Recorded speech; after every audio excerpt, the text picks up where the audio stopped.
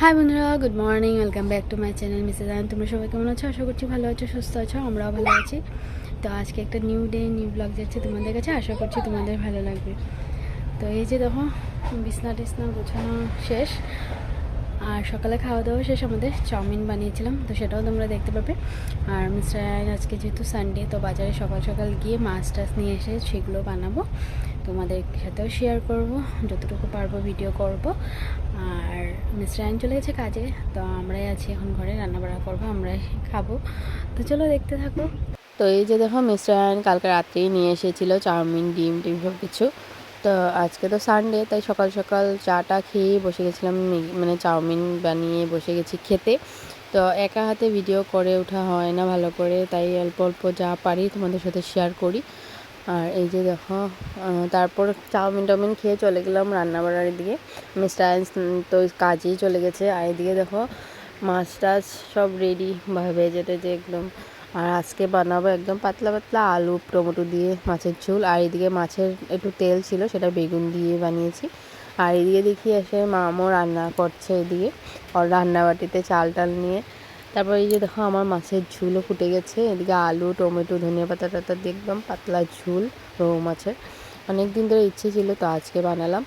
আর রান্নাবাড়া করে এত গরম না, কি ভিডিও বানাবে বলো? গরমের মধ্যে রান্না করব না ভিডিও করব, তাই ভালো করে আর ভিডিও করা হয়নি। এদিকে ভাতটাও বসিয়ে দিলাম, আর ঘরটাও সব গুছকাজ করে নিলাম। আর ঘর গোছাবার মানে গুছিয়ে বাইরে এসে দেখি এত রোদ, আমি বাসন ধুতেই পারবো না। মানে বাসন টাসন সব পড়ে আছে। মানে কি বলবো, আমার না মাইগ্রেনের ব্যথা, তো তাই মানে মাথা ব্যথা ওঠে। আর গরম বেশি পড়লে আরও বেশি যন্ত্রণা করে। তাই আর তারপরে একটু যখন রোদটা এখান থেকে চলে গেছে, মানে বাসন ধোয়ার জায়গা থেকে, তারপরে বাসন টাসন ধুয়ে বসে গেলাম খাওয়া দাওয়া করতে।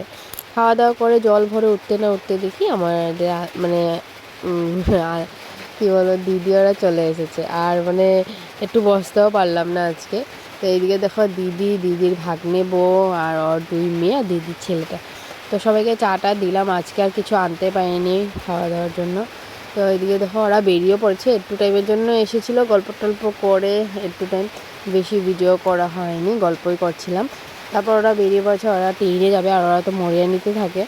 আর ওর দেখো ওকে টাকা দিয়ে গেছিলো, তো ও কী করেছে, 10 টাকা দিয়ে লালিপপ আর চিপস এক প্যাকেট এনেছে, আর বাকি টাকাটা ওর লক্ষ্মী ভাণ্ডারে রাখছে। আর খুব কান্না করেছে ওর ওরা কেন চলে গেল বলে, খুব কেঁদেছে, মনটা খারাপ। বলে দিদি ওরা এসেছিলো আর চলেও গেল। তো অনেক অনেক আগেই এসেছিলো, মানে সকাল টাইমে এসেছিলো। তো দিদির ননদের ঘরে এসেছিলো, তো সেখানে খাওয়া দাওয়া করে বিকালে আমাদের ঘরে আসলো।